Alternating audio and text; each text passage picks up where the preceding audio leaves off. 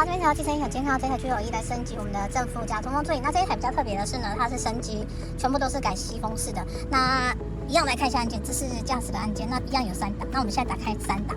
好，今天用比较不一样的东西来做测试。来，我们这个袋子里面呢是有风的，灌满风的。来，我们来看一下背部的，有看到整个疯狂的吸进去。好，接下来再来测试一下椅子的部分。椅子的部分比较难做测试，那一样用这个来做测试。可以很明显看到。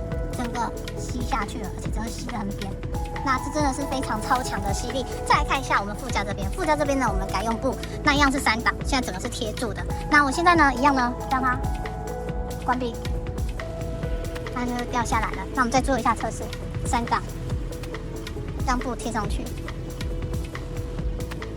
一样吸得紧紧的。那有需要的车主呢，可以洽询我们这一款3个档都是吸风的通风座椅。